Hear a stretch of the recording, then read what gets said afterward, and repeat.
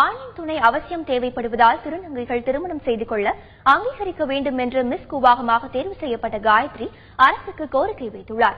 விழுப்புரத்தில் நடைபெற்ற திருநங்கைகளின் நடன போட்டி, அழகி போட்டி பார்வையாளர்களை வெகுவாக கவர்ந்தது. விழுப்புரம் மாவட்டம் கூவாகத்தில் உள்ள கூத்தாண்டவர் கோவிலில் சித்திரை திருவிழா கடந்த 5ஆம் தேதி சாகை வார்த்தல் நிகழ்ச்சியுடன் தொடங்கியது. விழாவில் நேற்று திருநங்கைகளுக்கான நடன போட்டியும் மிஸ் கூவாகம் அழகி போட்டியும் நடைபெற்றது. திருநங்கைகளின் உற்சாக நடனம் பார்வையாளர்கள் மற்றும் நிகழ்ச்சியில் கலந்து கொண்ட திருநங்கைகளையும் நடனமாட வைத்தது.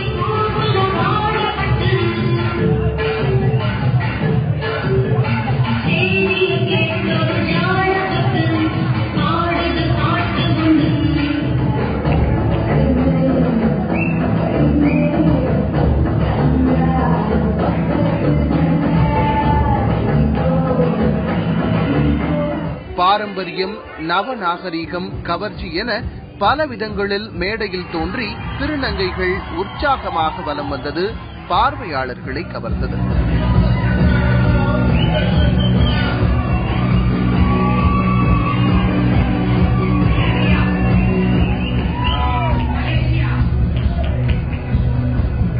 திருநங்கைகளுக்கான அழகி போட்டியில் சேலத்தை சேர்ந்த காயத்ரி 2016 மிஸ் கூவாகமாக தேர்வு செய்யப்பட்டார்.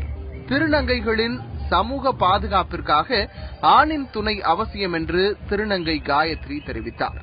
கவர்மெண்ட்ல எல்லா சலுகையும் பண்றாங்க. எல்லாம் பண்ணாலும் எங்களுக்கு முக்கியமான சலுகையான எங்களுக்கு வீட்டுல அப்பா அம்மா புறக்கணிச்சுட்டாங்க, சமுதாயமும் ஓரளவு புறக்கணிக்க செய்யும்.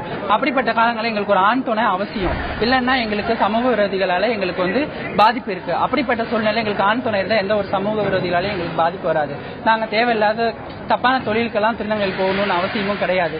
அதனால கவர்மெண்ட் எங்களை 3ஆம் பாலினமா அறிவிச்சது சுப்ரீம் கோர்ட். அந்த கோர்ட்டோட உத்தரவுப்படி கவர்மெண்ட்ல சட்டப்பூர்வமா எங்க திருநங்கைகளுக்கு கல்யாணம் பண்ணி வைக்கலாம், ஆண் துணை தேவை அப்படின்னு சொல்லிட்டு விரும்பி வர ஆண்களையும் திருநங்கையிலையும் இணைச்சு வச்சா ரொம்ப சந்தோஷமா இருக்கும். அதுக்கான சட்டம் இயற்றப்பட வேண்டும். விழாவின் முக்கிய நிகழ்ச்சியாக திருநங்கைகள் தாலி கட்டிக் கொள்ளும் நிகழ்ச்சி இன்று நடைபெற உள்ளது.